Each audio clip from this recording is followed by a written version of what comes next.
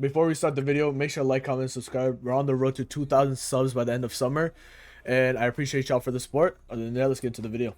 Alright guys, in this video, I will show y'all the best way to farm the new villain coins instead of anime expeditions, as well as getting these crow relics to actually get even more currency to get Itachi from the banner, and also maxing out the shop for the villain shop. If we come over here to events, you can actually see, let's go to shop, 200 rerolls, the villain banner, stat locks, stat rerolls, equipment locks, 500 gray spirits, and then obviously all the evolution items in the crow for Itachi's relic or equipment.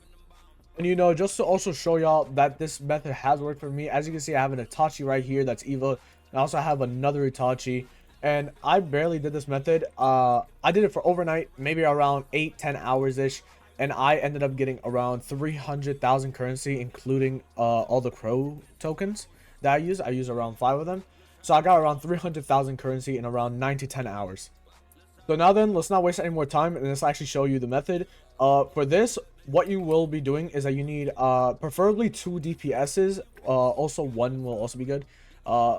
Preferably also have unbound, just so it will be a lot faster, a lot easier for you to actually do. For my team, I'm just going to be using Gother, Megami, and the Dark Mage. And of course, I have the 2 farms with the investor trait. And just use whatever equipment you have, good or bad, doesn't really matter. Other than that, now let's go into the stage so we can actually show you.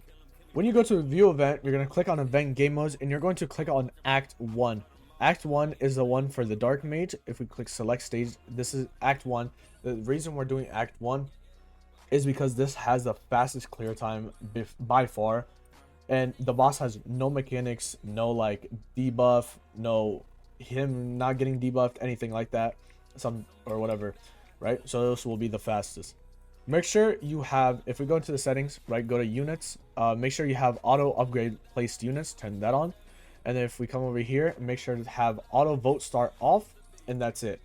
So, oh, and you will also be needing tiny tasks. Just search up on Google, tiny task download. Make sure not to get scammed. There's a bunch of scam tiny tasks, right? But it should have like Sonic Soft or something like that if it's the real one. Or just search up a video on how to get tiny task.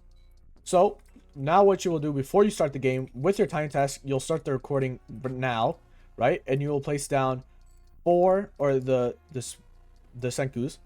Then you will place down the ramen guy, and then you will place if you're using Gother or your DPSs, you're gonna place them around here. And I'll also place down my Megami also right here. And then what I like to do is I just place a Dark Mage back here. All of them will have auto. So if we open up our, you see everyone's getting auto upgraded, and the auto upgrade actually in this game is really good because it'll place down all the units, but before it starts upgrading, it'll make sure I have every single unit placed down so you don't die to the early leaks. So as you see, ramen guy is placed down. Now it will place down my Gother, or yeah, Gother and Megami, because they are the cheapest. As you can see, it'll show right here, Megami, Gother, easy, and now there's no leaks. We also have Dark Mage placed.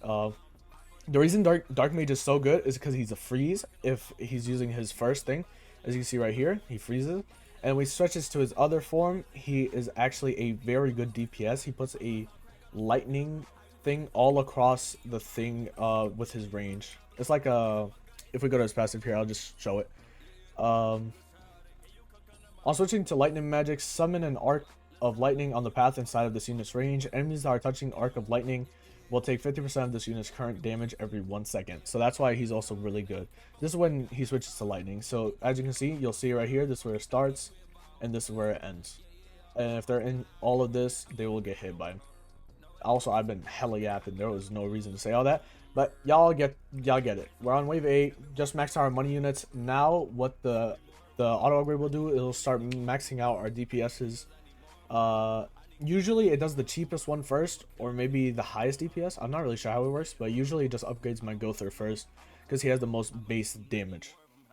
Many bosses out, only a minute and 40. I usually have clear times. I think my clear times are usually around 2.5 minutes. Yeah, 2.5 minutes to 2:20 seconds is usually my clear time. This might be honestly a little bit slower. I don't know why, but nah, we should get around there. Also, I really recommend Gother for this stage. Gother is just crazy, and because his base damage is so high, unlike Megami, you actually have to wait for his like summons and all that. Gother is just straight up damage. As you see out there, 2 minutes and 27 seconds for the clear time, and we also got a crow relic there. Also, make sure to have 100% buff, which you get from either using a skin, which is you can just use a skin on Senku and Gother. There's also you get them from the units, and there's also 2 more skins. I lucky forgot what they are, but just make sure to have 100% buff. But other than that, guys, if y'all did enjoy this video and if this video is helpful, make sure to like, comment, and subscribe. I'll catch you on the next one. Peace.